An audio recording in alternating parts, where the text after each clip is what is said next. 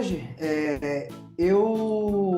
por conta do nosso fluxo de entendimento, né, iniciamos falando é, é, sobre um pouco mais conceitual, né? Trouxemos algumas ideias, algumas aplicabilidades de como isso funciona. Na última aula a gente resgatou um pouco do BI, né? Que é um grande componente contextualizador aí e até em comparativo com as soluções que estão vindo para o mercado, né? Então é uma coisa boa que a gente enxerga como algumas coisas estavam sendo feitas, né? Como algumas coisas hoje passaram a ter uma mudança, né? E também é bem interessante que a gente veja de forma evolutiva um ambiente, né, incrementando ao outro, né, agregando valor ao outro. Então a gente não tem uma visão de mudança, a gente tem uma visão de evolução mesmo.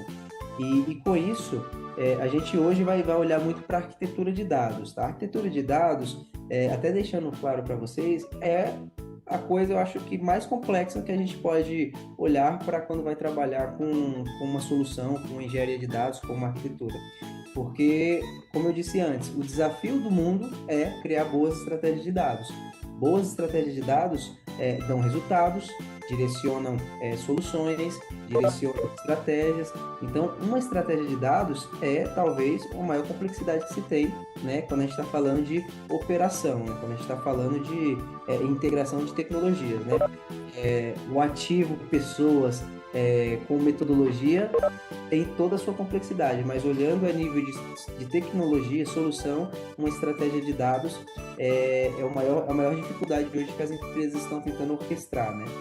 E sabendo disso, até passo para vocês uma ideia de que nessa aula eu vou tentar cobrir o máximo, vou tentar trazer sobre um pouco mais conceitual, tentar trazer algumas ideias de como aquilo é aplicado, né?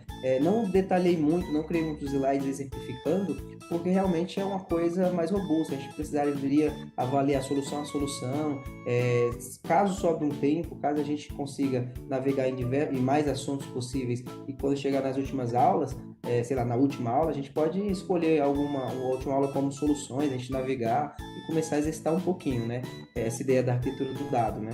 Então, aqui nessa aula eu vou tentar cobrir o máximo de coisas, mas realmente é um conteúdo muito mais denso, né? Existem diversas ramificações, é uma coisa que hoje cresce a cada dia, diversas soluções, diversas tecnologias estão entrando no mercado, diversos novos conceitos vão entrando, né? E aí a gente sabe que não é tão simples. Mas vamos tentar fazer um brief aí, vamos tentar entender como isso é direcionado dentro de um universo de Big Data, né? E por que que isso tem acontecido bastante nas últimas soluções, tá? Então, o tema hoje seria arquitetura de dados e as recomendações, né? Essas recomendações, vocês vão ver que vai ser um detalhe específico de um cenário, né? Quando a gente fala de recomendações para arquitetura de dados, a gente tem diversas maneiras de fazer, vai depender de diversos fatores, vai depender de qual é o consumo daquela informação. Então, a estratégia por trás da solução é onde a gente pode encaixar uma recomendação. No caso das recomendações aqui, eu vou trazer um cenário, né, de um data lake mesmo, que é o assunto que a gente já tem falado bastante, e vou tentar demonstrar como a gente faz um exercício nesse formato de arquitetura, tá bom?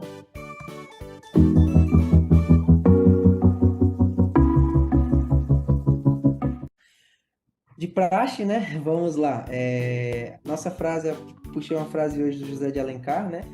O sucesso nasce do querer, da ação e persistência em se chegar a um objetivo. Mesmo não atingindo o alvo, quem busca e vence obstáculos, no mínimo fará coisas admiráveis. Então, é aquele negócio, né? Quando a gente está inerte, quando a gente está acomodado, provavelmente os resultados vão ser muito simplórios, né? A gente não vai conseguir alcançar, a gente não vai conseguir impressionar, a gente não vai conseguir conquistar o que a gente busca, né? Até pessoas que sejam, né? Então, a gente tem que realmente se esforçar, tentar investir conhecimento, investir tempo o máximo possível para conquistar aquele objetivo. Hoje eu vejo como muito importante na minha vida, que funciona muito bem, é criar objetivos de curto prazo, né? Então, eu nunca olho para um ano lá na frente, eu nunca olho para 2 anos lá na frente. Claro que a gente tem uma ideia, a gente cria uma certa utopia, né, lá do futuro. Mas a ideia mesmo é criar planos curtos, é uma coisa que funcionou muito comigo, e nesses planos curtos a gente começar a atacar, né? E aí a gente começa a fazer fazer movimentações, esforços, dedicar tempo, né, direcionado para aqueles objetivos de curto prazo. E aí a gente vai criando aquela resiliência, a gente vai criando toda aquela robustez aí de pensamentos e as coisas começam a evoluir. E aí a gente cada vez mais consegue chegar em objetivos maiores, né, mais complexos e mais grandiosos, né, como todos nós queremos. Né? Então essa ideia é muito para a gente continuar persistindo, continuar buscando, né, e tentando. Nem sempre vai ser gol, mas mesmo batendo na trave a gente aprende a chutar melhor. Então isso é importante, tá? A agenda hoje, ela só vão ter 3 pontos, né? Eu não quis quebrar muito, trazer muito tópico, porque é melhor a gente ir explanando de acordo com o fluxo mesmo, tá? Então, assim, a gente vai ter fundamentos de estruturas Big Data, né?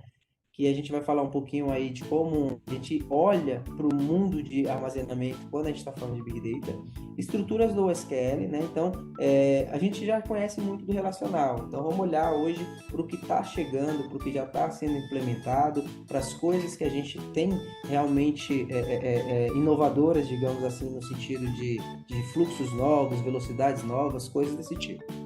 E o terceiro tópico é uma arquitetura de dados em diretórios, que é uma exemplificação de como a gente desenha uma arquitetura de dados dentro de um data lake, como a gente começa, como a gente cria padrões, traz algumas referências de como fazer. Tá? Esse gráfico é muito conhecido. Quando eu vi ele, foi de uma matéria publicada pelo um professor da FIAP, um gráfico muito legal, muito sucinto, né? Muito pragmático, não inventou muita coisa, não quis ser inventar muita história, né? Trazendo muito conceito e tal. Ele foi bastante feliz quando ele criou essa ideia, né? Então, esse gráfico, a gente tem aí até em paralelo, né, uma forma de armazenamento, né? Então, por meio de um mapa mental, que basicamente é estruturado por um grafo, a gente tem essa visão hoje, olhando para todas as esferas e todas as dimensões que uma ideia de arquitetura de dados Big Data pode alcançar, né? Então, vamos pensar que a ideia, a responsabilidade quando a gente implementa um ambiente Big Data, ela tem que cobrir basicamente toda a estratégia corporativa. A gente nunca vai, dificilmente, né? Penso eu que é infeliz, né? É até ruim fazer um investimento, né? Talvez de tempo, investimento de médio e longo prazo, para ter resultados que seja direcionado especificamente para um problema. Hoje, o Big Data, ele é estratégico, ele pilar de estratégias de dados, ele é pilar de iniciativas de negócio, ele é pilar de suporte ao cliente, de atendimento, de evolução de produtos. Então, sabendo que é uma visão organizacional, a gente está olhando para um todo, né? A gente olha para esse gráfico aí e o legal de gráfico é que a gente não tem muito necessidade de começar da direita e terminar na esquerda ou vice-versa. Quando a gente olha, a gente começa a complementar e compreender quais são as ramificações desse cara, né? Então vamos olhar um pouquinho aí, vamos começar, por exemplo, negócio. Acho que foi o Kleber, né? E outro rapaz comentou que teve um certo impasse no projeto do Itaú, e nesse projeto foi no final, assim, no meio dos projetos foi identificado que necessariamente dentro do conceito Big Data, utilizando Hive, coisas do tipo, algumas ferramentas do Hadoop, não era exatamente a melhor forma de fazer aquilo, ou mesmo não era suportável, né? Então, por que disso? Porque qual que é a base do Big Data? Sempre foi talvez o maior gatilho de ser implementado o Big Data. Foi a gente ter uma demanda de negócio clara. A gente precisa ter uma ideia de, inicialmente, ingerir informações, buscar informações, adquirir novas informações e saber para que vai utilizar aquelas informações. Muitas vezes a gente vai estudar, a gente vai buscar novas formas de utilizar, tal, mas precisa existir um direcionamento lógico, precisa existir uma coisa, um objetivo simples para resultar em algumas entregas, em algumas demandas, em algumas saídas, né, alguns outcomes dessas informações. Não faz muito sentido eu criar um data lake, criar um ambiente, ficar imputando informações, ingerindo, sem saber necessariamente o que eu quero fazer, ou minimamente qual negócio, qual problema, de qual case faria sentido utilizar aquelas informações. Então, a estratégia de negócio, estando clara, tendo o mínimo de definições, você direciona a aplicabilidade do Big Data de forma mais assertiva, né? Então, a gente tem condições de ter volumetria, de ter volume, velocidade, variabilidade, todos esses conceitos embarcados na estratégia. Então, a gente sabe que é um esforço grande, é investimento, às vezes são altos, né? A gente tem todo um problema, né, estrutural para poder cobrir. Às vezes precisamos quebrar bloqueios de pessoas resistentes, né? A gente sabe que isso acontece muito quando entra uma inovação, quando entra um sistema novo. A capacitação também leva um tempo, né? Passagem de conhecimento, todo esse fluxo aí, essa curva de aprendizado, tanto operacional como estratégico, leva um tempo. Então, o que a gente precisa quando a gente começa a pensar em Big Data? Um negócio claro, uma ideia clara de como aquilo vai ser aplicado. Então a gente entra em vertentes como competição, né? Todo um estudo de clientes, né? CRM e tal, toda a parte do marketing, redes sociais.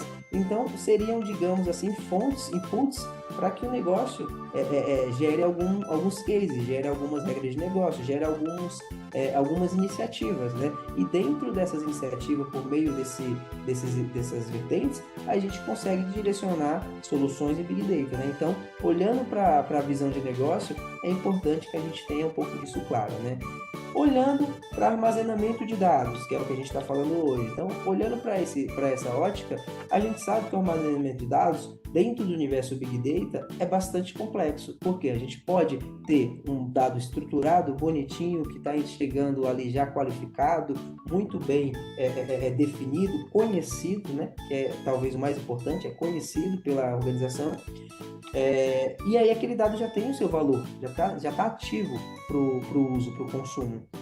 Mas a gente também sabe que vamos muitas vezes, né, ingerir, adquirir informações, adquirir dados que não são conhecidos, que não são estruturados, que não são minimamente correlacionados com o case de negócio que a gente está trabalhando. Então, são inputs, são novos para tentar gerar insights. Então, por meio dessa ideia, a gente sabe que o armazenamento de dados é bastante complexo. Ele pode começar simples ou pode começar muito complicado, terminar simples ou terminar muito complicado. Então, para criar toda uma padronização, para ter todo um cuidado estratégico nessa navegação do dado, a gente precisa se preocupar muito com essa visão do armazenamento do dado. Então, a gente aí trabalha muitas vezes a nível clusterizado, né? Então, o Hadoop que entrega clusterização. Quando a gente vai trabalhar com Griplan, com Teradata, um Oracle, hoje o Exadata, tá tudo hoje MPP. Então, processamentos direcionados paralelamente. A gente tem toda uma clusterização aí já distribuída, né? Então, a gente tem toda essa preocupação de distribuir informações, replicações, né? Então, esses sistemas distribuídos trazem toda uma funcionalidade de replicação. Então, a gente pode, por muitas vezes, criar espelhamentos, né, para poder ainda garantir alta disponibilidade. A gente pode também fazer ambientes duplicados, que é muito chamado de disaster recovery, onde a gente consegue replicar processos, replicar dados e caso aconteça um desastre natural ou um desastre em potencial para o ambiente, né? Então, isso é bastante legal.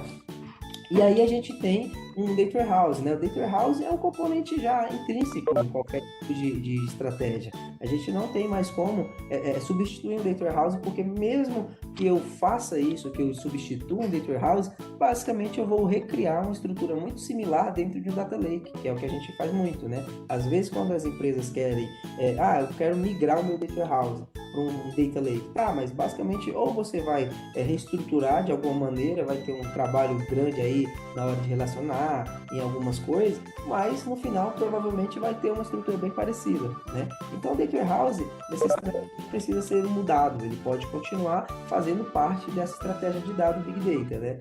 A gente tem o SQL, né? Que é todos os sistemas de gerenciamento de banco de dados padrão, que a gente está falando aí, né? O Data Warehouse a gente vem mais com uma conceituação de estruturação, né?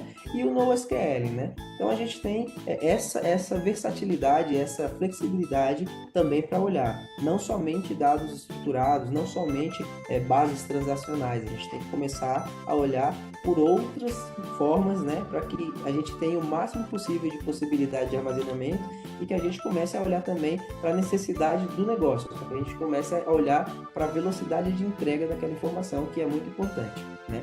E aí, já até buscando, puxando esse ramo aí que a gente já teve, já viu, o NoSQL aqui que ele citou, a gente está olhando por escalabilidade. Então, quando a gente fala de escalabilidade, não é só exatamente processamento, a gente também tem que ter escalabilidade de armazenamento, né? Então, a clusterização chegou no mercado porque entregou uma coisa muito importante, a escalabilidade horizontal. Antes tínhamos aí a necessidade de apenas conseguir escalar verticalmente. O que é escalar verticalmente e o que é escalar horizontalmente? Escalar verticalmente é quando eu preciso atualizar o meu software, quando eu preciso comprar novos slots de armazenamento, quando eu não consigo, eu preciso atualizar fazer um upgrade naquele software, naquela máquina, naquele servidor. Então eu não consigo, por meio de uma nova máquina, um novo servidor, expandir essa memória. Eu preciso adicionar novos discos, eu preciso criar algum tipo de mecanismo que vá ampliar esse armazenamento.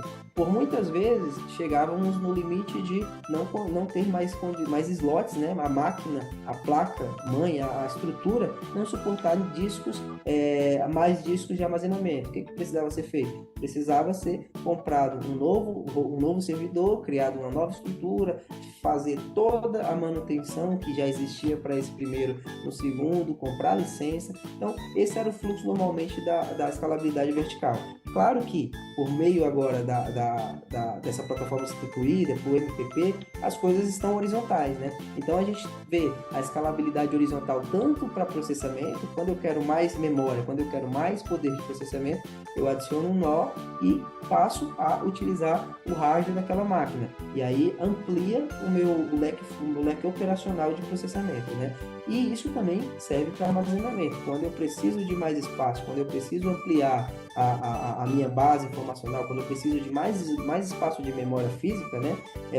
Eu adiciono novas máquinas. E essas novas máquinas trazem essa escalabilidade horizontal. Então, um destoador aí do mercado foi esse conceito de escalabilidade horizontal.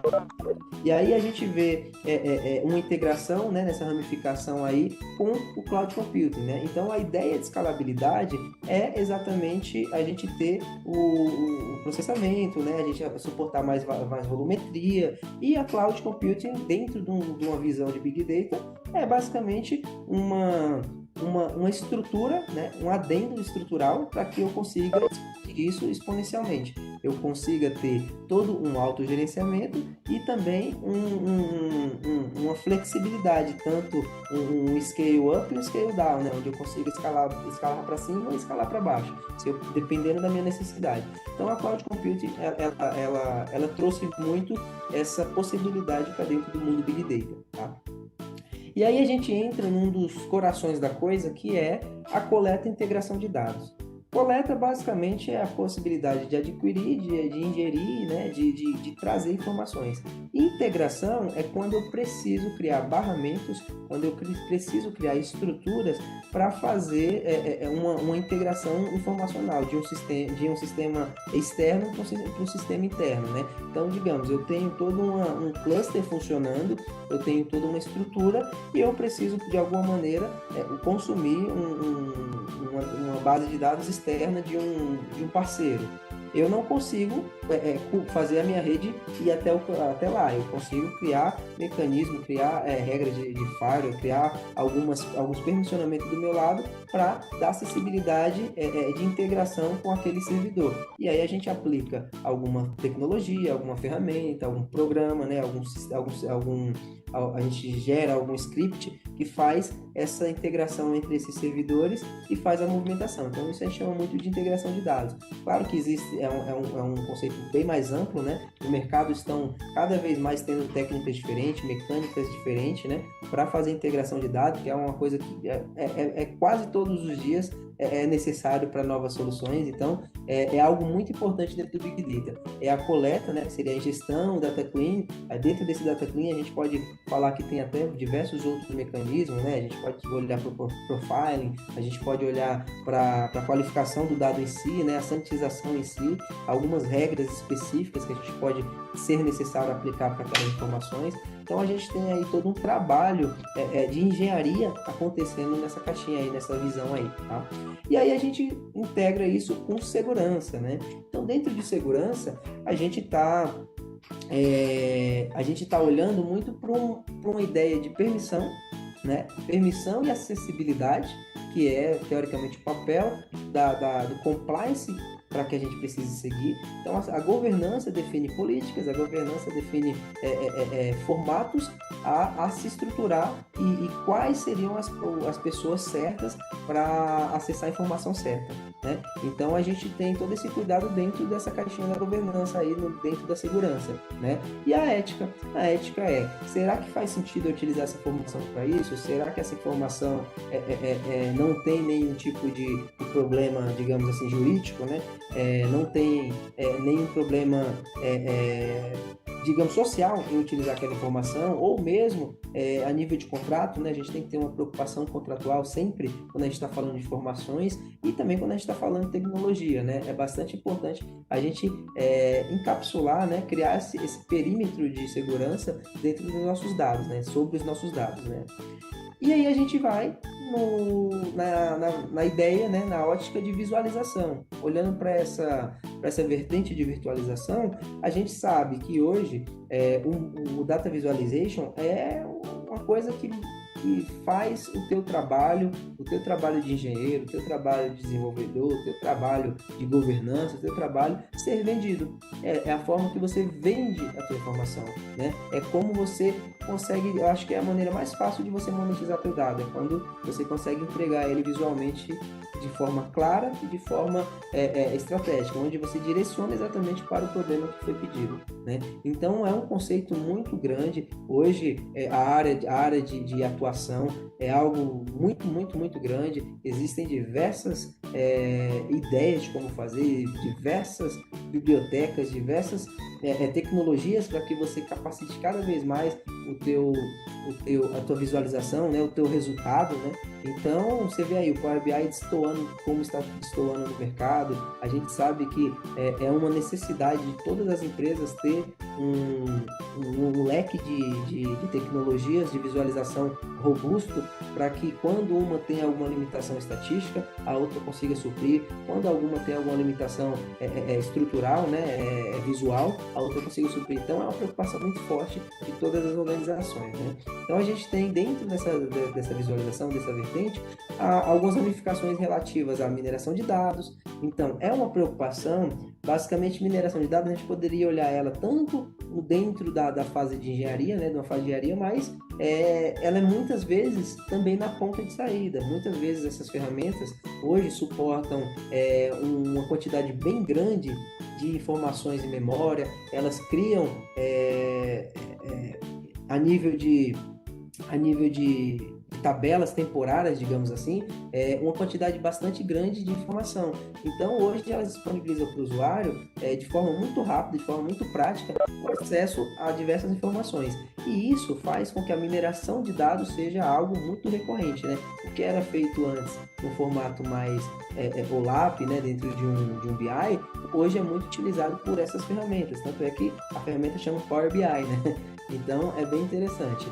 A parte semântica, né? Então, a gente tem toda uma preocupação aí, talvez até em olhar para uma estrutura, como a gente pode dizer, virtualizada da informação, né? Como a gente consegue enxergar aquela virtualização, visualizar aquela informação semântica, mas aquela camada semântica é basicamente uma virtualização informacional. O dado físico muitas vezes não está na estrutura que eu estou enxergando. Então, essa camada semântica, essa estrutura que vai entrar um pouco de metadado, vai ter um pouco dessa preocupação, é muito importante hoje. Ela faz o dado ser amigável dentro dessas tecnologias de visualização, né? Aí a gente tem também o consumo preditivo, né, das informações, quando eu começo a fazer algumas análises, começo a tirar insights, não necessariamente passível de um fluxo automatizado para que eu tenha um insight, consigo, por meio de uma análise, um exploratório, uma descritiva, trazer uma informação de valor para o negócio, uma informação de valor para o produto, de iniciar uma ideia de produto, né? Então, isso é legal dentro dessas ferramentas também do lado de visualização, né? Computação e estatística. Então, a gente tem aí alguns mecanismos hoje que trazem peso estatístico para dentro dos nossos estudos. Então, antes, quando a gente olhava muito, era muito comum que algumas coisas que vinham com estatística embutido, isso de negócio. A gente olhava para essas coisas como definição de negócio. E hoje a gente sabe que por tanto de informações, por tanto de fontes, pela variedade de coisas que a gente está mexendo hoje, um embasamento estatístico é muito importante. Muitas vezes a gente precisa direcionar um componente mais a fundo, né? Uma coisa muito mais especializada em números, né? Do que exatamente uma regra de negócio. Então a parte da visualização é bem importante ter também suporte estatístico, essa parte de correlação, tá? E por último, a gente tem novo, né? Uma coisa que não tem tanto tempo, assim, olhando para esse universo de inteligência artificial, né? Deep Learning, Machine Learning, essas integrações aí que a gente tem de serviços, né? Para voz, serviços para digitação, dependendo do formato que você precisa consumir, né? O NLP da vida. Então, dentro disso, a gente olha muito para o Analytics, né? Então, a gente tem o Machine Learning, que hoje um pilar aí de processamento informacional, um pilar de trazer predição. Tem tantas possibilidades de aplicar Machine Learning, Deep Learning, que a gente ainda não viu nada, né? A gente ainda está começando a aprender as aplicabilidades, a quantidade de inputs, de insights, de coisas que podemos gerar. Muitas vezes um processo preditivo pode ter diversas camadas de predição, aí a gente volta lá atrás naquela cadeia, né, que a gente tinha olhado, né, preditivo, prescritivo, e aí por aí vai. Então, é uma coisa que realmente está reforçando essa visão e esse poder analítico das empresas, né, como um todo. E os algoritmos, né? Os algoritmos é algo muito importante. A gente precisa ter muito conhecimento quando a gente começa a pensar em criar um estudo por meio do Machine Learning, e tudo isso é embasado por algoritmo. A gente, às vezes, executa uma classe lá, uma Scarlane da vida, traz uma biblioteca específica para fazer um plot, para fazer uma contagem, um agrupamento, ou mesmo para trazer um peso estatístico. A gente tem que ter muito, muito cuidado e saber até direcionar qual o algoritmo correto. Essa validação de algoritmos é algo muito constante no dia a dia de um cientista, né? Então, é uma etapa da modelagem, né? Que é quando eu começo a qualificar e classificar qual algoritmo eu preciso usar específico do problema, qual tem melhor métrica dentro de alguma variável que eu queira, né? Qual que é a métrica que eu vou usar. Então, a gente tem algumas preocupações aí que os algoritmos fazem todo sentido. E aí, para resumir, né? Não quis inventar também, tá? Não é querendo não, mas eu vejo dois pontos importantes hoje que está entrando. Claro que a gente pode até colocar isso dentro de alguma das caixinhas que já existem, né? Mas eu vejo muito uma ideia de Featureless Story que está surgindo muito, está muito forte, que eu acho onde tem o maior problema de automação de machine learning dentro das soluções que eu tenho acompanhado, né, que eu tenho visto. Então, em cima de alguns estudos e algumas coisas, é uma abordagem que está crescendo, né? Começou lá na Índia, algumas coisas acontecendo voltada a Feature Stories, e hoje está muito forte. A Google, a AWS e a Azure já criaram algumas visões de como estruturar um Feature Story dentro do seu ambiente por meio das suas tecnologias, né? Então a gente tem uma preocupação realmente consistente. A gente poderia dizer que esse Feature Story está dentro de algoritmos, ou então está dentro de Machine Learning, mas eu trouxe aqui só para dar mais esse pontinho aí para pensar, né? Que é basicamente o quê? É um barramento. Pense que seja mais ou menos uma camada de Data Lake ou um Data Lake específico para indicadores, para preditores, para para indicadores que já foram construídos e já são conhecidos. Então, eu poderia reutilizar as minhas variáveis, as minhas features, em vários modelos possíveis, tendo uma governança, né? Então, eu não precisaria sempre refazer o estudo, sempre refazer a exploratória, sempre fazer aquilo. Eu conseguiria, por meio de um barramento já pré-estruturado, enriquecido, né? Gradativamente, já ter muito mais velocidade aí na construção de modelos machine learning, né? E aí também a gente não pode esquecer o LGPD, né? Eu não trouxe isso como ética, né? Porque se você for avaliar, LGPD não está nem no viés de tecnologia. A gente está olhando para uma coisa que é lei de geral de proteção de dados. Então, independente se é o GPDR, né? Se é o compilado lá da América do Norte, que eu esqueci, dos Estados Unidos, ou LGPD, todas elas são referentes à lei, né? Então a gente está falando de uma coisa jurídica que está totalmente embarcada nos nossos problemas, né? Que está totalmente embarcada nas nossas decisões. Então, LGPD eu vejo que é uma ramificação da segurança que cada vez mais vai se consolidar dentro das estratégias, tá? Alguma dúvida aqui, pessoal? Alguma pergunta, alguma coisa? Tranquilo, né? Falei muito, né? Nossa.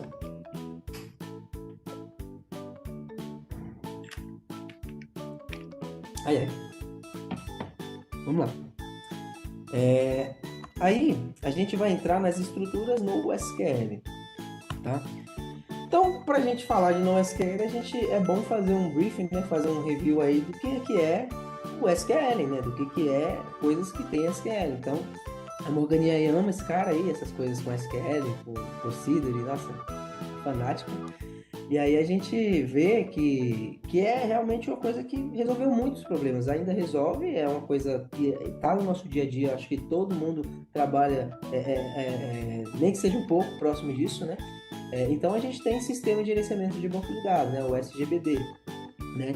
Então a gente tinha antes um conhecimento, tinha uma ideia de banco de dados relativa a três coisas, né, mais ou menos, que seria a tabela, né, a coluna, né, e a linha, né? Então a gente tem essas três preocupações dimensionais para olhar, né? E isso direcionado por um esquema, né? Por um database. Então a gente chamava, até falado de esquema first, né? Que era bastante conhecido aí, que o esquema vinha primeiro, a gente estruturava essas tabelas agregadas dentro desse database. Tinha banco de dados, um Oracle da vida chama de esquema, outro chama de database. Então tem algumas definições, né? Como ele normalmente vai de forma bem simples, funciona. Usuários e programadores, né, analistas, utilizam alguns programas, né, utilizam tecnologias, utilizam scripts, utilizam alguma camada semântica, né, que dê a possibilidade de aplicar um SQL, né? Então, o SQL é a nossa query, nossa linguagem, né, para poder fazer a comunicação com o banco. E esses bancos, muitas vezes, é estruturado normalmente em dois componentes. Um componente específico para catalogação, que é onde vão ficar todo o meu espelho de metadado, né? O meu esqueleto ali informacional. E dentro de banco de dados, que é onde realmente fica o arquivo, a informação fisicamente, onde ela é armazenada, né? E aí, por meio desses sistemas de gerenciamento, nessas tecnologias, elas faziam todo esse controle quando você executava uma tupla, né? Quando você executava uma tupla, essa tupla tinha todo um gerenciamento de processamento, então a gente tinha condições de otimizar, condições de criar algumas estruturas de memória, tinha diversos recursos, né? Então, a SQL é uma coisa muito abrangente, muito boa para se trabalhar e muito visual, né? Então, talvez hoje no mundo de tecnologia, a pessoa pode não saber o que são alguns conceitos muito simples, mas SQL muitas vezes eu acho que todo mundo conhece, né? E aí a gente tem essa estrutura, né? E aí, em relação a alguns exemplos, né? A gente pode falar do Oracle, a gente pode falar do Teradata, um SQL Server, um MySQL. MySQL Server foi até um dos primeiros contatos que eu tive, porque quando a gente é desenvolvedor, a gente começa lá para desenvolvimento e programação, é muito comum a gente utilizar algum banco de dados que não tenha licença, que não precise pagar, né? Seja de fácil instalação. E o MySQL na época sempre foi muito robusto, né? Trouxe bastante possibilidade aí para o consumo, né? Para o uso. Então é isso aí, só para a gente fazer um briefing rápido, tá? E aí a gente entra no mundo do NoSQL. E aí o que é interessante? NoSQL teve muitas discussões, é um conceito que está evoluindo, ainda não... Hoje eu acho que está muito consolidado, né? Mas existia muito uma ideia de ser NoSQL, sem SQL, né? Ou então contrário a estruturas SQL. E na verdade não é, na verdade ele é uma coisa que chegou para agregar, chegou para trazer mais condições, mais possibilidades de aplicar armazenamento, né? Então, a ideia certa é no not only SQL, né? Então, a gente está falando não só SQL, a gente pode fazer mais nessa estrutura, né? Tem muito mais, muito mais parrudo, digamos assim, né? E dentro do mercado existem muitas tecnologias, existem muitas coisas acontecendo. Eu vou trazer aqui as 4 mais utilizadas em projetos Big Data, né? Então, projetos Big Data ou mesmo não sendo Big Data, né? E aí a gente vai ter chave-valor. Chave-valor é bastante utilizado até na programação, tá? Como eu vou trazer todos eles separados, então a gente tem chave-valor, família de colunas, né? Orientado a documentos e os grafos, né? Então é legal assim olhar exatamente nessa ordem, né? Chave-valor, família de colunas, orientado a documentos e grafos. Por quê? Não grafos nitidamente, mas esses 3 primeiros eles têm uma certa evolutiva um do outro, tá? Vou explicando aí no decorrer, né? Então esses são os 4 formatos mais utilizados de armazenamento de dados dentro de uma ideia no SQL, tá? No SQL aí, tá? Então, chave-valor. Chave-valor, normalmente, é muito utilizado quando a gente está programando. Quando quem está trabalhando com Python, quem está trabalhando com estudos, machine learning, usa demais chave-valor. Então, é uma estrutura muito utilizada para tabelas temporárias, para tabelas em memória, né? Coisas mais efêmeras da vida, né? Então, a gente faz muito essa utilização de chave-valor, quando a gente precisa criar uma lista, né? Com algumas condições, um dicionário, quando a gente precisa criar um hash map. Então, são estruturas que elas até vieram realmente da programação, elas foram estruturadas, e os bancos que têm essa estrutura de chave-valor foi pensado muito com esse conceito aí da programação, do map de Java, do map oriundo desses lugares, tá? Então é um conceito muito utilizado dentro de armazenamento para programação. A gente utiliza quase que sempre isso daí, né? Qualquer engenharia de dados, qualquer coisa, a gente vai precisar em algum momento aplicar uma chave-valor, né? E ele funciona muito bem para a gente fazer essas validações, para a gente conseguir ranquear, para a gente conseguir ordenar. Ele ajuda muito nesse tipo de coisa. E o legal é que a gente tem dentro dessa estrutura diversas tipagens. Então a gente pode ter uma chave string, a gente pode ter um valor inteiro, a gente pode ter uma chave, e aí a gente consegue brincar muito com essa parte da tipagem informacional, tá? E aí a gente vai para um modelo de família de colunas, né? Então, o que seria uma família de colunas? Eu trouxe aqui essa imagem que ela traz, eu não sei se vocês estão vendo bem, tá? Os nomes ficaram, a descritiva ficou um pouco pequena, mas aí só para fazer um comparativo, o modelo relacional e o modelo NoSQL chave-valor, mas com uma evolutiva para uma família de colunas, né? Então a gente tem esquemas com tabela, aí o esquema de famílias é um pouco mais flexível, é conceito de objeto. Então a gente não está olhando para a tabela, para o objeto tabela específico. A gente pode ter diversos objetos nesse formato, né? Linhas e colunas bem comportadas. Aqui a gente já tem algumas coisas mais associativas. Então a gente tem, digamos, um dinamismo um pouco maior no armazenamento da informação. Não necessariamente a gente tem que respeitar um tipo, tem que respeitar uma precisão, né, que é muito comum nos bancos relacionais, né? A tipagem inteiro, float, decimal e por aí vai. Do lado de cá também tem, a gente consegue tipar isso para até mesmo otimizar o processamento, otimizar a leitura, otimizar essa parte aí também, né? E aí a gente tem também algumas coisas. Ele não é tão bom, tão potente no ACID, né? Então ele precisa de algumas, ele tem muitas das ferramentas tem componentes externos de cache para poder fazer esse double check aí na hora de fazer o update, né? Então a gente tem muitos esses recursos dentro dessas ferramentas.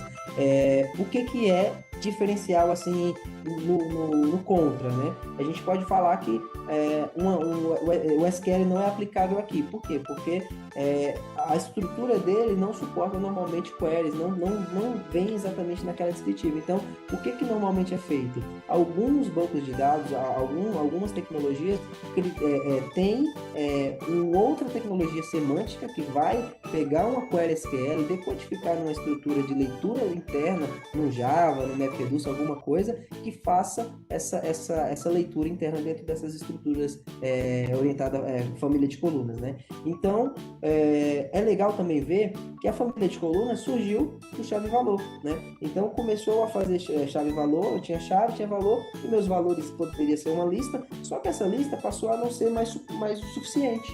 A gente começou a precisar trazer novas dimensões de atributo, a gente precisou descer níveis.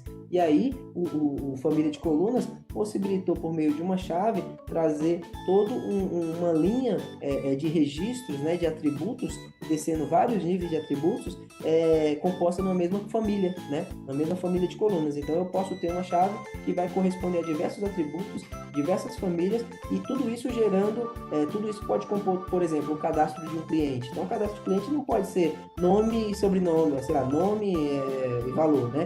Não, eu preciso saber telefone, eu preciso saber endereço, eu preciso saber... Então, eu consigo, numa estrutura como essa, decodificar todos esses valores e referenciar especificamente para aquela linha, né? Então, eu tenho uma performance melhor, uma capacidade de análise melhor, né? E também, muitas vezes, essa estrutura é utilizada em processos de alta disponibilidade.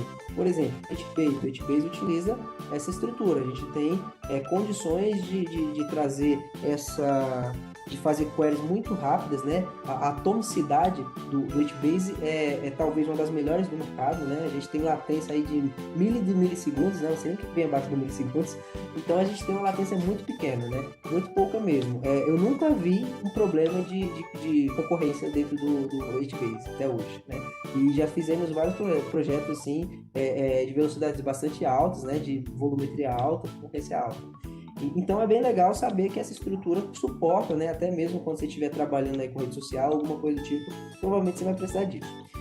E aí a gente entra num terceiro ponto, tá? E um ponto importante aqui é que geralmente nesses bancos de dados família de coluna, a gente consegue definir para cada lote de espaço, né, algumas configurações específicas. Dentro do banco de dados, a gente está falando de forma geral. Quando a gente aplica uma configuração, muitas vezes vai refletir em todo o banco, em todo o esquema, alguma coisa do tipo. Quando a gente está fazendo manutenção, fazendo um DevOps da vida dentro de uma ferramenta como essa, a gente consegue definir uma limitação de volumetria, uma limitação de armazenamento de espaço, né? E algumas outras coisas. Então, é bastante legal. E ele também tem recursos já, muitas dessas ferramentas têm recursos embutidos de métricas, né? Eu consigo gerar métricas já em paralelo da minha, como eu posso dizer, das minhas transações, né? Não é transacional, mas assim, né? A cada evento acontecendo nesse banco, eu consigo gerar métricas e ele faz um controle legal. E eles também, todos eles têm toda essa estrutura de cache separada para que quando a gente faça uma query, ele pegue todo o lote do histórico mais recorrente que acontece e ele facilita esse mapeamento da chave para você. Então, por isso que ele também tem uma performance alta. Orientado a documentos, tá? Então, orientado a documentos, basicamente, tem uma discussão no mercado que assim, ele entrou nesse bonde aí das coisas NoSQL, né? Mas, na verdade, ele talvez seja o único que não é NoSQL 100%, porque ele não tem condições de onde você executar queries dentro dele, sobre ele, né?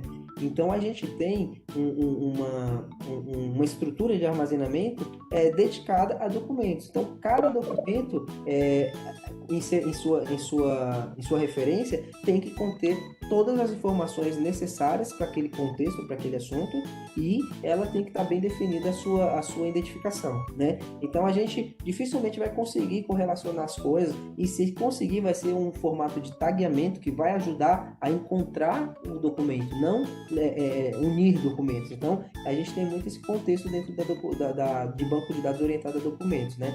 Ele é até uma evolutiva quando a gente fala de família de colunas. Por quê? Porque muitas vezes, orientado a documentos, é estruturado em JSON, né? E o que é um JSON? A gente pode dizer que são atributo e valor. Então, eu posso estruturar dentro de um JSON, dentro de um banco de dados família de colunas. Só que aí a gente começa a descer diversos níveis de atributos, né? A gente pode descer nível A, nível B, nível C, nível D, e esses atributos ter uma extensão muito grande na sua qualificação. Quando a gente traz, eu já tive casos, por exemplo, quando eu faço um streaming de um Twitter, o meu JSON, de objeto que é retornado quando, dependendo da parametrização que eu aplico, é bem extenso, né? Então eu tenho diversos níveis de atributo. Então, isso daí dentro de um banco de dados família de colunas pode até ser ingerido se fizer alguma engenharia. Mas ele não vai compor de forma muito, muito fácil. A gente não vai conseguir olhar essas informações de forma muito fácil. É mais ou menos como se eu pegasse um banco de dados relacional e adicionasse lá chave A e um texto, um livro lá dentro de uma coluna. É possível, mas como é que você navega dentro da informação naquela coluna? Vai dar muito mais trabalho. Quando a gente navega em texto, a gente sabe que o negócio é muito mais custoso, oneroso, né? Então, tem todas essas aplicabilidades. E dentro do JSON, você pode expandir muito, muito, muito a sua estrutura de JSON, né? Pode trazer muito mais coisa. Aí você compila isso em um documento e armazena. E aí você consegue gerir essa estrutura por documentos, né?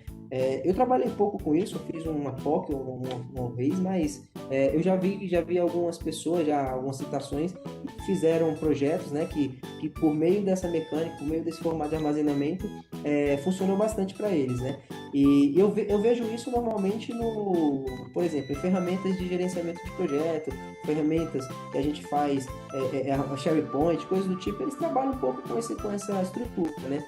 E eu tenho uma tag lá específica, aí eu preciso olhar, sei lá, para pagamentos data tal. E aí ele vai buscar todos os documentos que tem um registro ou alguma descritiva dentro da composição e vai me listar esses caras. Então, é um pouco desse tagueamento aí que ele utiliza bem, né?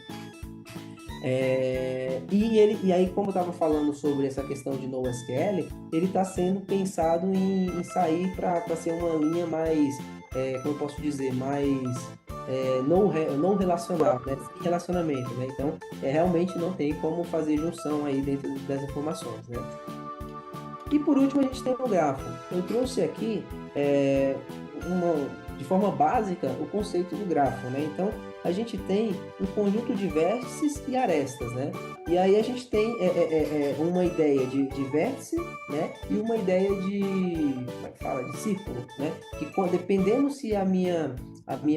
Deixa eu pular aqui, pessoal. Acho que eu tinha visto um negócio. Tá, tem o grafo que é dito não dirigido e o dirigido, o dígrafo, né? Então, tem uma especificidade sobre a aresta, né? Sobre a aresta, e outro tem uma especificidade diferente. Então, conceito, quando a gente está utilizando para algumas aplicabilidades, por exemplo, no caso aí, é um conceito direto, né? E a gente não tem correlacionamento, geralmente é 1 para 1, né? Quando a gente tem 1 para 1 e pluralizando, a gente começa a ter algumas curvas, a gente começa a ter um desenho um pouco diferente, né? E aí, algumas aplicabilidades que eu vi, eu já apliquei dentro de um processo de machine learning, foi para descrição de processos. Então, eu tinha lá todo um fluxo temporal que eu precisava entender quais eram os processos que aconteciam dentro dele. Na verdade, eram sintomas. Quais eram os sintomas do COVID que se correlacionavam lá. E aí, eu precisava saber um pouco do comportamento de qual sintoma evoluía para o outro, ou assim, ou transitava para o outro, né? Pensamos antes numa cadeia de Markov, que é uma aplicabilidade similar a essa ideia de grafo, né? Ela até utiliza o grafo, mas a ideia é um pouco diferente. Geralmente no Markov, o evento vai para frente e não volta. E aqui dentro de grafo ele volta. Então a gente consegue andar para frente como para trás. E aí por esse conceito, por essa aplicabilidade, funciona muito bem aí a ideia de grafo, né? E hoje é uma coisa muito utilizada. Outro dia eu tenho um canal que chama Maestria Dados e lá a gente fez um assunto sobre falar de Amundsen, que é uma tecnologia muito legal de gerenciamento de metadados, e o pessoal que estruturou a Amundsen, os criadores, os desenvolvedores da Amundsen, criaram a sua base informacional, a base onde ele gerencia os metadados, por grafo, e funcionou muito bem. Então, a qualidade e a manutenção ficou muito fluida. Então, o grafo tem diversas aplicabilidades, tanto para o mundo de Deep Learning, para Machine Learning, como também para processos aí um pouco mais visuais, que a gente precise entender de em que passo está, um correlacionamento de rede social, alguma coisa do tipo. É bastante utilizado. E aí, por último, de forma agregada, né, a gente consegue enxergar aqui chave-valor, coluna, família, como os documentos se comportam, como um gráfico se comporta, né? A gente vê aí só por exemplo, uma analogia, tá? Para vocês entenderem como isso daí poderia ser armazenado, como a gente poderia enxergar isso. Né? E aí a gente entra numa arquitetura de dados em diretórios, né? Então, assim, a gente falou bem aí de todas as estruturas que a gente poderia ter, né? A gente sabe que, por exemplo, quando eu preciso de alta disponibilidade, tá? Então, vamos para um NoSQL família de colunas. Quando eu preciso de um BI, eu preciso de um relatório, tá? Então, vamos manter um relacional, tá? Mas eu preciso com maior velocidade. Então vamos criar alguns fluxos em memória de chave-valor para apoiar, sei lá, o processo. Então vamos pensar nesse fluxo informacional do começo ao fim. Ele vai estar olhando para uma fila, ele vai estar olhando para um tópico, e vamos pensar aí como a gente consegue conciliar essa chave-valor, né? O Kafka hoje, ele tem toda uma estrutura de orientação a objeto, então ele é um banco de dados orientado a objeto, que basicamente uma família de colunas, só que ele olha para diversas estruturas. Eu consigo subir lá um esquema, eu consigo subir lá um JSON, eu consigo subir lá uma mensagem, né? Então ele suporta tipos de arquivos ou então formatos de mensagem, né? Então é bem flexível mesmo, né? Então a gente sabe de todas essas coisas. E aí vamos pensar quando a gente começa a fazer um data lake numa necessidade mais simplória, né? Por exemplo, quando a gente entra a gente vai trabalhar com blob storage um blob storage de uma Azure, quando a gente começa a trabalhar com o Cloud Storage da Google, quando a gente vai trabalhar com o HDFS do Hadoop, todos eles é sistema de diretório. O Hadoop, ele ainda tem algumas limitações perto desses outros que são da nuvem, esses outros storages, né? Por quê? Porque o HDFS é um sistema de diretório, ele não é um storage, né? Então ele não tem alguns recursos que os outros têm. Alguns recursos em paralelo, como replicação, camadas frias, camadas quentes do dado, todo esse controle aí de histórico, ele não possui. E aí, assim, eu trouxe para vocês esse modelo mais simples para a gente entender, tá? Então, dentro de um data lake, até referenciando quando a gente estava falando de data lake na aula 2, né? E aí nessa aula 2 a gente falou de uma estratégia de dados, como a gente poderia começar, fizemos aquele case, né, que a empresa precisava evoluir, né, o indo lá, o supermercado precisava evoluir, queria expandir um pouco as possibilidades de consumo, expandir um pouco a quantidade de inputs, né, evoluir em toda a sua gestão de dados informacional e continuar utilizando a parte de BI de forma mais direcionada mesmo, sem ser somente para tirando todo o armazenamento, tirando toda a parte de histórico de lá, né? Então a gente hoje, digamos que a gente precisa desenhar um data lake, né? Só que esse data lake já foi definido pela arquitetura da empresa, que vai ser dentro do Hadoop. A ideia é que o Hadoop centraliza as informações, né? Então a gente precisa dentro do Hadoop estruturar todas as camadas necessárias para conseguir transitar o dado, evoluir o dado, né? E navegar esse dado até o ponto de entregar uma saída, tanto para a área gerencial, tanto para cientista de dados, tanto para relatórios. Então, fazer a navegação do dado realmente por meio de camadas dentro de um data lake. E a ferramenta que a gente vai precisar usar vai ser o HDFS, né? Então, a gente nem vai pensar no Hive nesse momento, a gente vai olhar a nível estrutural, né? Dentro do esqueleto de como é definida a estrutura, né? Então, primeiramente, a gente vai definir as camadas, né? Então, quando a gente começa a desenhar uma arquitetura de dados dentro de um fluxo de Big Data, a gente começa muito a pensar como aquela informação vai evoluir, como aquela informação vai navegar, né? E aí a gente tem diversas definições no mercado, a AWS tem um formato, a Azure tem outro, a Cloudera traz algumas ideias, né? E assim, no final das contas, frigir dos ovos, a gente tem esse padrão básico, que é a raw data, né? Eu estou isolando a camada staging, tá? Porque como ela não tem tratamento, ela não tem nada, A gente está olhando só para as camadas que vão ter exatamente um armazenamento informacional, né? A outra ela é uma camada temporária, então vamos desconsiderar, tá? E aí dentro da camada raw data, a gente vai ter aquela ideia de todos os dados brutos, né? Tudo que a gente tem no formato que a gente recebe. Então a gente não descaracteriza, a gente pega uns ASIs, né? Então a gente copiou, colou. Ah, eu recebi um vídeo, cola um vídeo. Eu recebi um áudio, cola um áudio. Eu recebi um JSON, cola um JSON. Eu recebi. Então a gente movimenta isso, né, para dentro do HDFS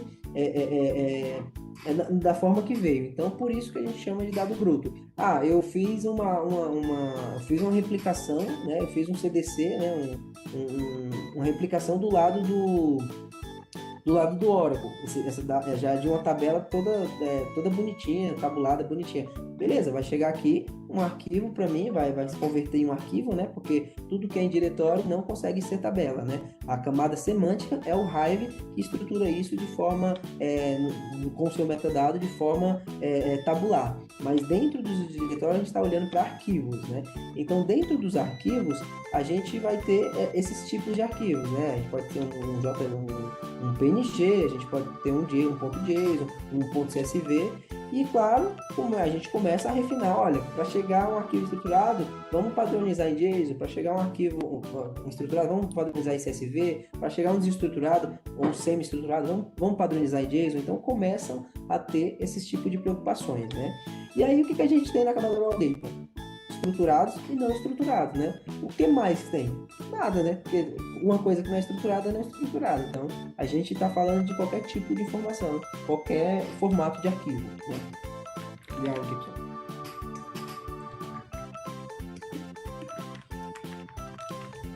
E aí, similar ao conceito do BI, né?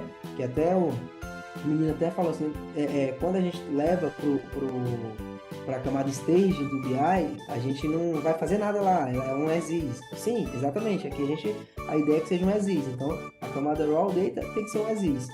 Mas da raw data para refined, eu já faço uma evolução no dado, eu já faço alguma transformação, eu já faço alguma qualificação, né? E aí, aí tem duas ideias. Ou eu vou fazer essa transformação por conta do compliance, por conta do processo, ou eu posso, sei lá, receber uma tabela que já está passível de consumo e a área de negócio não quer mudar nada. Então, ao invés de eu ingerir diretamente na camada raw data e fazer a navegação que vai me dar uma etapa a mais, vai demorar mais, eu entrego ela diretamente onde ela já pode ser consumida, caso ela precise ser centralizada aqui, né? Então, a gente pode trazer questão diretamente para refined, diretamente para delivery. Tudo isso é validado por uma gestão, né? Por uma governança, né? Então, esse fluxo de camadas tem muito essa ideia de segregação, tá? Então, a gente tem essa navegação no dado exatamente para criar mais mecanismos de ajuste, de melhoria e também para criar uma certa segregação de acessibilidade, tá certo? Então, dentro dessa camada raw data, a gente tem os brutos e aí a gente precisa estruturar isso. Mesmo estruturado, ainda estava faltando algumas regras, está faltando algumas coisas. Então, vamos lá. Eu converti eu melhorei as minhas tabelas estruturadas, eu consolidei eles, né? Eu preciso trazer isso. Como que a gente precisa se preocupar? Qual que é um dos primeiros pontos a se preocupar dentro de uma arquitetura de dados data lake nesse formato? É a camada lógica, né? É a segregação lógica. Então, o que é a segregação lógica? Eu só tenho diretórios, eu não tenho tabelas para colocar informações. Então, eu preciso criar separações departamentais ou mesmo através de alguma definição da empresa, que seja por área, que seja departamento, que seja, sei lá, que seja projeto, mas normalmente é muito por área, tá? Então, a área de saúde, a área de marketing, a área jurídica, ela vai ter o seu espaço informacional dentro da estrutura, né? Então, só vai ser ingerido informações de saúde dentro da segregação de saúde. Só vão ser ingeridos informações de marketing dentro da estrutura de marketing. E aí, isso daí já começa a trazer uma segregação lógica, uma certa segurança, né, dentro da informação, né? Para que uma área ou uma pessoa, né, um colaborador não veja uma informação que não lhe cabe, digamos assim. E aí, temos as estruturas abaixo disso. Estamos falando de uma estrutura de diretório. Então, os meus arquivos precisam estar armazenados diretório a diretório, né? Então, como eu padronizo essa arquitetura? A gente pode ter olhando projeto, olhando versões, e aí deixa eu vir aqui para ficar mais fácil, tá? Ó, segregação lógica. Então, essa dimensão é a minha segregação lógica, que é a estrutura que eu vou armazenar aquela informação. Se ela está naquela entidade, se ela está naquele assunto, aí vai depender da definição de governança da estratégia, né? Então, a estratégia definiu, no nosso caso aqui, que a gente vai trabalhar com áreas, né? Então, para cada área, eu vou gerar uma segregação lógica, né? Então, gerei a minha segregação lógica. Estou lá, defini todas as minhas camadas, para cada camada eu tenho a minha segregação especificada lá, né? Vocês veem que dentro da camada Raw Data é possível, tá? É passível de aplicar também uma segregação lógica, mas não é tão comum, porque a Raw Data ela é tudo, né? Ela está chegando, ela tá estruturando, muitas vezes a informação não tem ainda a definição se é de saúde, se é de jurídico, se é de marketing, ou mesmo essa informação está pluralizada, a gente ainda precisa desmembrar ela. Então, a ideia é que a gente comece a ter segregação lógica nas camadas posteriores à Raw Data, tá? E aí a gente vai para o segundo ponto, que é, tenho a segregação lógica.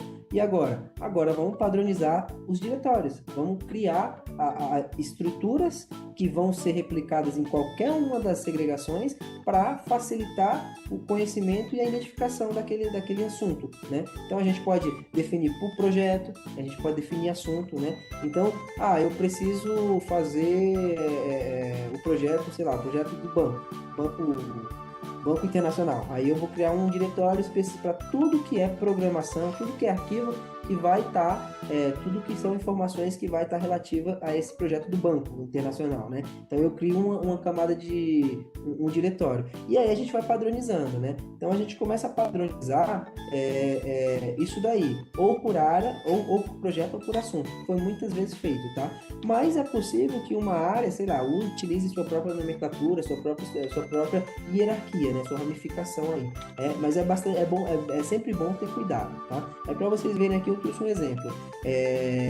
A gente sempre tem que, a partir desse momento, a gente tem que começar a replicar até onde aquela informação vai navegar, né? Então, no caso aqui, para vocês entenderem, eu tenho na área de saúde o projeto 1, o projeto 2, né? E um assunto, né? Pode ser, sei lá, vendas, sei lá, plano de saúde, por exemplo, né? E aí, essa informação, ela foi consolidada. Só que essa informação também precisa ser sumarizada. Ela precisa também ser feita uma estruturação, um dimensionamento mais direcionado a relatório, né? Então, ela ainda está no formato mais granular e eu preciso agrupar, eu preciso sumarizar isso. Então, a gente vai navegar essa informação também com a estrutura de delivery, né? Por exemplo, né? Que é já uma estrutura que vai suportar relatórios, dashboards, digamos assim, né? E aí a gente navega a mesma estrutura, com a mesma padronização dentro da camada delivery. E aí a gente consegue olhar essa linhagem informacional tanto na tecnologia, né, ou também por meio de alguma outra tecnologia de visualização de linhagem, né, como um Atlas ou algumas outras coisas, né. E aí a gente consegue evoluir isso. Então, eu enxergo dentro da minha Refined a minha estrutura de dados, projeto 1, projeto 2 e assunto, né? E dentro da delivery também. E aí a gente olha para marketing, aí vocês veem que a gente tem a camada sandbox, né? O que a camada sandbox é? Ela é uma camada direcionada a estudos, direcionada a explorações, direcionada à criação de fatias informacionais para alguma regra de negócio, para alguém da área de negócio, para alguém da área de ciência de dados, ou mesmo para algum colaborador trabalhar apartado das informações produtivas, né? Então a gente tem o conceito de sandbox para meio que para brincar com as informações aí, né? E aí por que ela é interessante? Porque eu consigo tirar uma fotografia, uma fatia da minha informação da produção e passar para o pessoal fazer o estudo. Então eu não trago risco, mas mesmo assim eu mantenho a informação confiável, né? Então dentro do sandbox é bem importante a gente ter um cuidado aí, um controle, tá? E aí vocês vão ver que assim, na evolução do dado, a saúde não vai até o sandbox. Por quê? Porque digamos que dentro dos assuntos dos projetos de saúde, a sensibilidade é muito grande, tenha muitas informações do cliente final. Então, a gente não disponibiliza isso para estudo. Precisa ser feito alguma coisa no nível de granular, né? Então, se for para fazer o estudo, tem que vir na camada Raw Data, porque na Refined Data, na Delivery, já tem toda uma regra de negócio, já tem todo um comprometimento aí do lado do compliance. Então, a gente não exporta isso para o Sandbox. E aí vocês vão ver que, por exemplo, nas outras a gente conseguiu. Aí vocês vão ver que na última parte aqui eu tenho uma mudança, né? Ó, na marketing, na jurídico, é mesmo, eu estou replicando da Refined para Delivery. Na última camada, vocês viram que o cara já gerou, o marketing, ele gerou campanha 1, clientes 2, meses, planos. Então, esse cara, quando eu gerei um projeto, eu publiquei uma fatia de informação para ele, por exemplo, essa área, esses analistas aí de marketing, eles começaram a gerar novos datasets, né? novas informações. E aí eles começaram a catalogar isso de outra maneira. E aí, como faz para utilizar isso? Qual que é o correto? Qual que é a recomendação? É pegar esse conhecimento adquirido, esse insight, colocar na esteira do fluxo, né? E passar a criar essa regra de negócio para enriquecer a informação. Então, a gente pode... mas muitas vezes... mas eu quero velocidade, preciso entregar o dashboard para o mundo. Normalmente não é interessante, né? Porque o que acontece? Você perde o conhecimento da informação. Você desmembra ela de uma maneira que a governança passa na revisão. Então, você não consegue mais compor tua base de mercado. Então, você tem que realmente criar esse processo. Você pode até duplicar, né? Criar um dashboard com 30% para um problema pontual e já começar a disparar toda a regra de negócio para ser implementada no processo produtivo, né? Então, o Sandbox é bastante interessante aí para esse tipo de necessidade de situação, tá? Vocês vão ver aqui que eu coloquei 3 meses, 2 meses, porque é relativo à fatia. Ao invés de olhar o histórico inteiro que eu tinha em produção, eu só vou disponibilizar fatias e informações. Que aí eu começo a comprometer a minha estrutura de armazenamento, né? E traz muito mais custo, digamos assim, né? E por último, a gente tem o terceiro nível, né? Quando a gente começa a trabalhar dentro de diretórios, a gente entra no modelo de projeto, de assunto, e por último a gente pode ter versionamentos ou particionamentos, né? Que é muito comum nas tabelas. E aí o que acontece quando a gente começa a trabalhar com Hive? Para ele ter uma performance em grandes volumes de dados, a gente precisa particionar. Começou a físico, a gente começa a descer níveis de diretório. Então, processamento, marketing. Aí dentro do marketing, do projeto marketing 1, eu vou ter lá dia 1, dia 2, dia 3, dia 4, dia 5, dia 6. Então, para cada dia é gerado um diretório. E para cada diretório desse vai compor todos os arquivos, né, que compõem as informações do diretório, para quando eu fizer que compõe as informações daquele dia, para quando eu fizer uma query específica, eu quero olhar o range de data das minhas vendas do mês de outubro, por exemplo. Aí ele vai buscar exatamente nesse range de diretórios que a gente definiu pelo particionamento ou pelo versionamento, que aí a gente está falando um pouco de projeto, mas normalmente a nível de informação, a nível de dados, a gente vai pensar muito em particionamento, tá? Então, assim, não sei se eu consegui transmitir a mensagem clara, é um ponto bastante estratégico, a gente tem que definir, tem que refinar, validar com o cliente, entender, direcionar qual que é o melhor formato, pensar como que o processamento vai consumir essas informações. Então a gente junta tudo, compila tudo isso aí para essa informação, para trazer essa estrutura, tá? Por último, né, as recomendações por camadas, né? Então, assim, isso aqui é um trabalho que eu fiz há algum tempo para um cliente, e dentro desse trabalho eu precisava explicar para ele, olha, cara, como que você usa cada camada, como que você utiliza políticas, como que você entende a nível de conceito, de armazenamento, como que você olha para o Hive, como você gera o Hive dentro dessas camadas. Então eu trouxe aqui, ó, as 4 camadas, Raw Data, a Refined, a Delivery e o Sandbox, tá? Então o que a gente tem? Dentro das políticas de governança, o que é importante existir dentro dessa camada para que a gente tenha linhagem, para que a gente tenha controle, a gente tenha consistência governamental dentro dessas camadas. Então a gente tem aí para compor o dicionário e regras de consumo.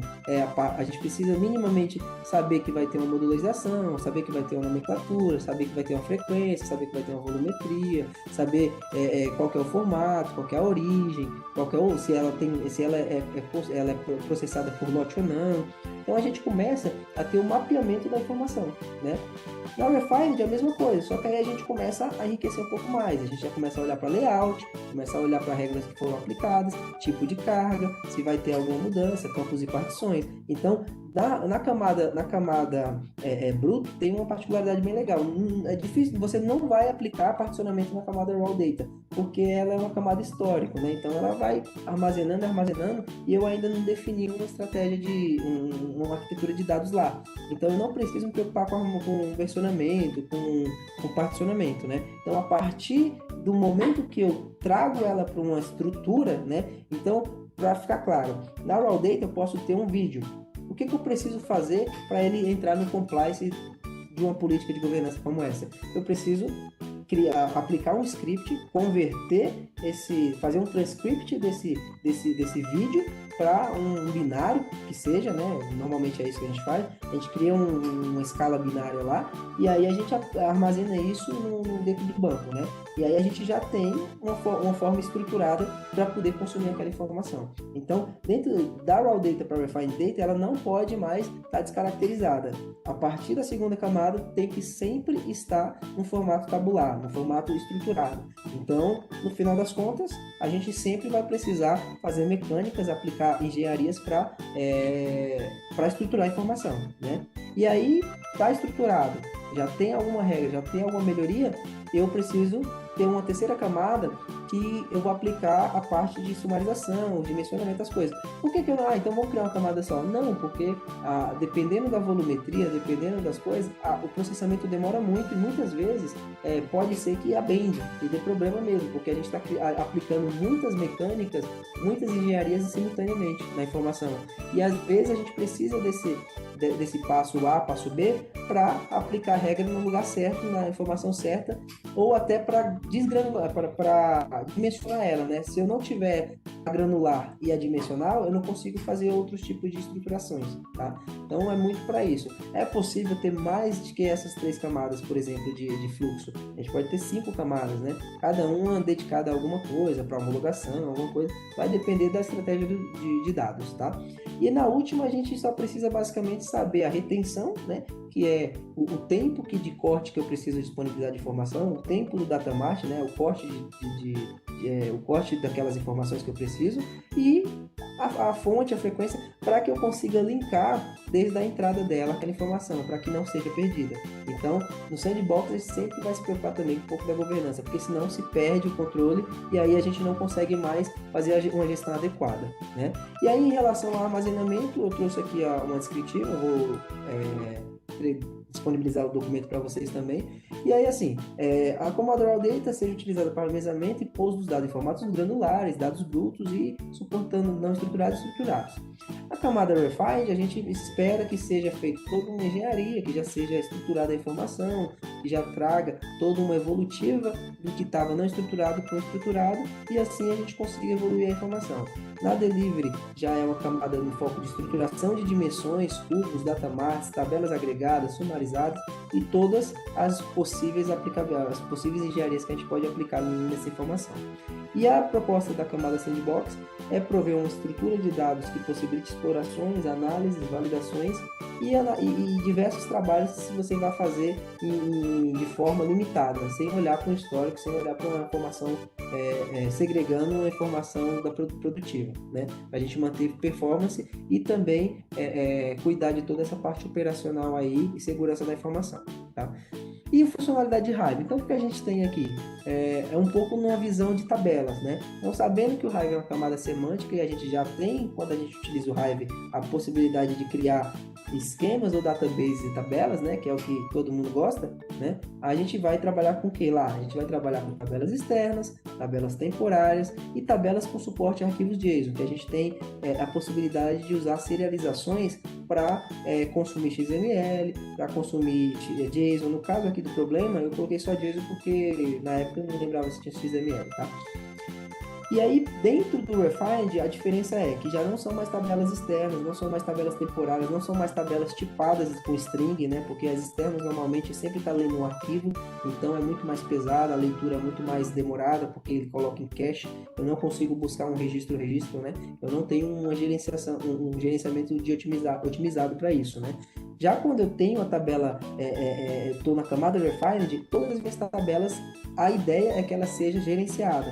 A gente tem duas estruturas dentro de um Hadoop, dentro de um Hive, que é tabela externa, né? Tabela externa e tabela gerenciada.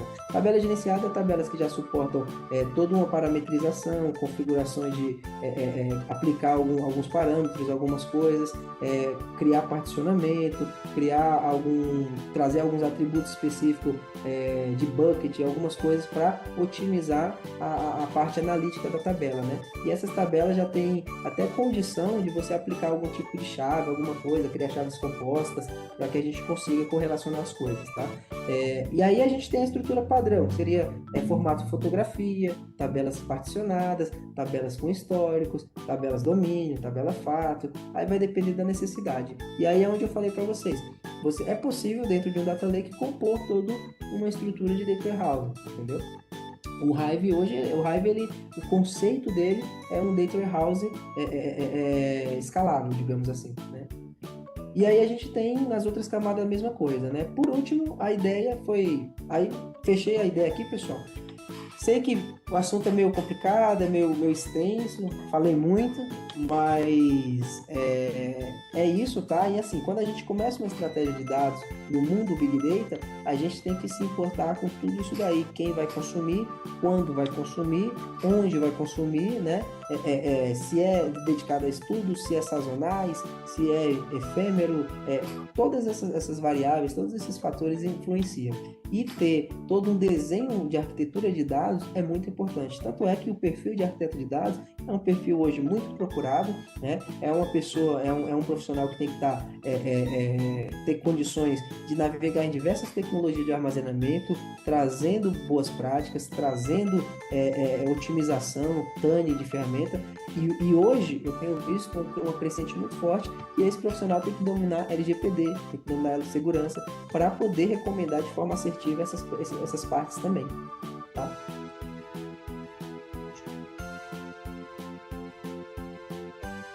Pessoal, sobrou 5 minutinhos aí hoje para pergunta. Acho que é muito, mas ainda consegui cobrir tudo, né?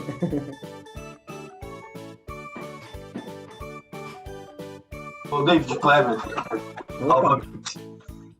Você consegue voltar, por favor, lá naquele slide onde eu tenho a arquitetura? Só para eu exemplificar a minha pergunta. Assim, olhando para uma estratégia de dados tradicional, né, eu quero saber um pouco mais da infraestrutura em si.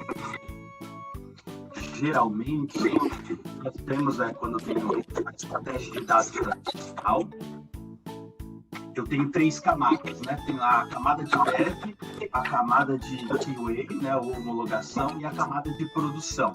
Então, eu teria num BI tradicional essas 3 tipos de camadas. E ali eu faço toda a minha staging, minha camada intermediária, minha camada de dev, toda definida para o ambiente de dev, desenvolvedor. Promovo isso para o ambiente de homologação, via change request, aquela coisa toda. O usuário homologa esse dado e aí sim ele vai para o ambiente de produção para toda a organização. Pelo que eu entendi aqui do Big Data, eu tenho uma camada única e é dentro dessa camada que eu tenho esses diversos papéis, correto? Isso aí. Por exemplo, a gente não precisa separar assunto a assunto ou digamos assim, o BI API. A gente tem uma estrutura que vai entrar todos os fluxos de dados numa arquitetura especificada, por exemplo, nesse formato padronizado. Digamos que eu tenha para a área de saúde a necessidade de criar um BI específico para painéis de saúde, beleza? Então, tem uma regra de negócio, tem coisa específica, mas ela vai navegar na mesma arquitetura tecnológica da camada de marketing, na mesma estrutura. Ele vai estar em diretórios separados, né, com permissionamento e acessibilidade gerenciada, separada.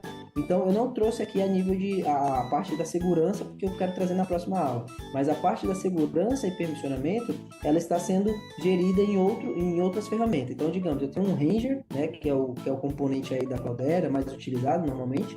E o Ranger, ele é um gerenciador de permissionamentos, né? Eu consigo criar, por exemplo, dentro do Hive, dentro do HDFS, eu dou o acesso ao diretório A para o Kleber e para o David eu dou acesso para o diretório B. Então o Kleber não consegue olhar a informação que está no diretório B do David. O David não consegue olhar o diretório A. Ou entra, sei lá, uma terceira pessoa, do William. Eu preciso que o William olhe a informação do diretório A e do diretório B. Eu consigo dar para ambos, né? E aí eu vou controlando isso. Então, assim, a navegação do dado normalmente é definida, estruturada na ferramenta, no HDFS, por meio do Hive, né, que seja, e aí vai evoluindo camada a camada. Eu não quebro isso separado, é na mesma estrutura da arquitetura. A solução é composta na mesma estrutura. É isso que você queria entender? Não, sim, era isso mesmo, para entender assim. Então, a arquitetura do meu data lake, do meu Big Data, ele sempre vai consumir dados produtivos. E aí é dentro da minha camada em si, que, por exemplo, a última camada sandbox, que é uma camada de estudos de habilidade, que ali eu vou fazer simulações e retroalimento as camadas em si com essas novas regras.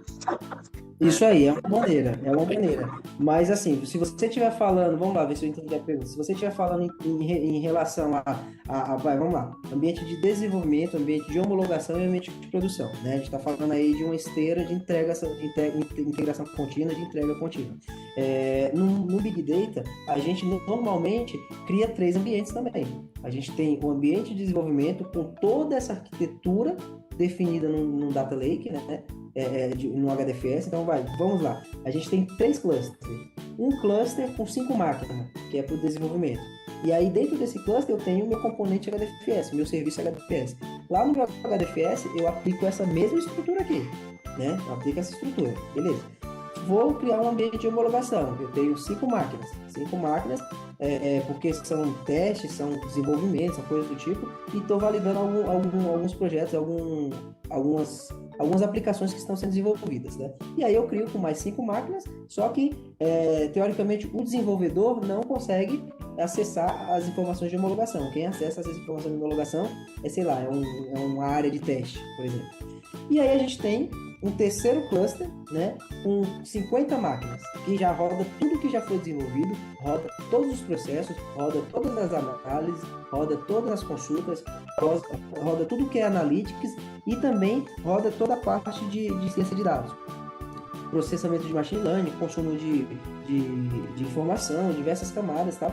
E aí dentro do ambiente produtivo eu vou ter a mesma arquitetura de dados, né, e lá a diferença é que eu tenho muito mais robustez de processamento, então eu tenho muito mais processamento acontecendo e também um controle maior. E aí o que acontece? A minha informação que está em desenvolvimento não reflete exatamente a informação que está em produção, porque a informação que está em produção tem toda a sua esteira produtiva, né? Então é a informação, fluxo diário e tal. Quando eu estou falando de segregar para um ambiente de desenvolvimento, para me fazer um desenvolvimento, por exemplo, eu preciso criar uma nova aplicação e essa nova aplicação é referente a um produto da área de marketing e de saúde. E aí, sei lá, vai gerar um produto B. E aí eu peço as informações que me interessam na estrutura da saúde e na estrutura marketing, peço acesso.